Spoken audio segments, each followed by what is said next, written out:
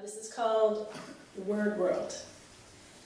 Tammy could trace the origins of her love back to grade 7 and David Pepperman. He sat behind her in math class, and one day he reached forward and snapped her bra strap.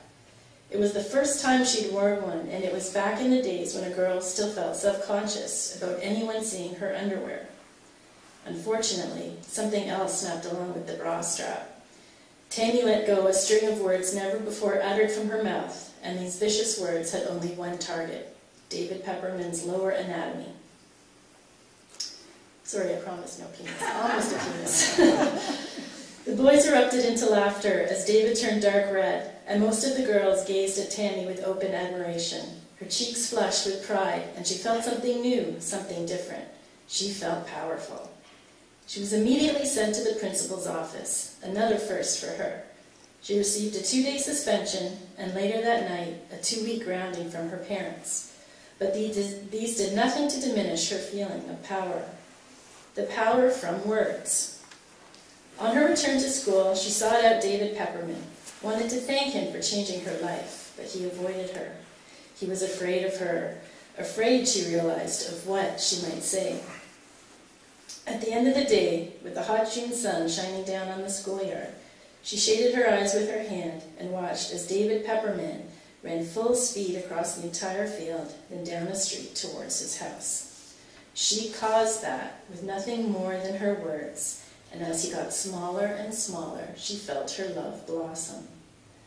On her way home, Tammy walked into the corner store and bought a journal and a new pen. That night, alone in her room, she opened the notebook, heard the spine crack, smelled the fresh page, and ran her finger along the crisp blue lines. She got out her new pen, and even more magic was revealed to her.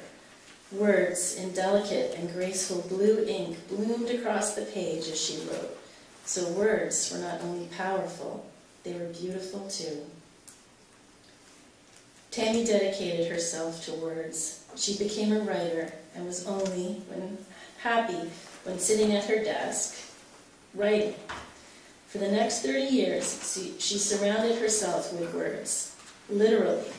She printed out and kept everything she wrote, grocery lists to manuscripts, anything and everything graced by her words.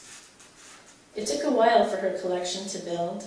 Once the bookcases were full, a few piles began here and there, but the piles became stacks, and eventually, of course, stacks of boxes. Words filled her house, floor to ceiling, but Tammy didn't mind. They gave her life, and in return she'd given up hers. But then isn't that what you do for true love? And speaking of love, late at night amongst her boxes, that's indeed what Tammy dreamed of. Beautiful love, in sweet, delicate fonts. Her favorite font was French script. It was elegant and refined, with more than a touch of romance. Feeling silly, she'd think of curls MT. She'd bounce from letter to letter, slide down a shapely R, and then sleep in the cozy warmth of a U. She always slept well surrounded by words. That's because she'd always believed them to be so predictable, so stable, so true. Stacked in rows up to the ceiling, words kept her safe. Until recently. Recently, nasty words had arrived on her doorstep. Words like condemned, unsafe, unfit for habitation. They reminded her of years ago of similar words: divorce, custody, unstable. She couldn't take the chance of contaminating her beautiful words with these. No. She picked up these dirty words, these offending words with tongs, and burned them outside in the barbecue. To prevent any more dirty words coming through her mailbox and into her house, she moved some of her boxes and piled them up against the mail slot, blocking the door. It was the repositioning of these boxes that revealed the fuzzy black markings on the wall, like fuzzy ink spots. Tammy touched them ever so gently. They were soft and damp. Organic words, she thought. Living words. Oh my. They were still just babies, growing so slowly the words were yet unrecognizable. But soon they would be larger than life. She jumped for joy. Someone, no, not someone, something, some greater power was beginning to write on her walls. Her world was melding with the words she wrote and loved, and it filled her heart with joy. But not just any old joy, not a Times New Roman joy, but a font of more whimsical and lightheartedness, like a Mistral joy, a freestyle script joy, or maybe even a Matisse ITC joy. Her excitement overwhelmed her, and she threw herself back on some boxes, wondering. Tanny didn't realize just how strong her enthusiasm was.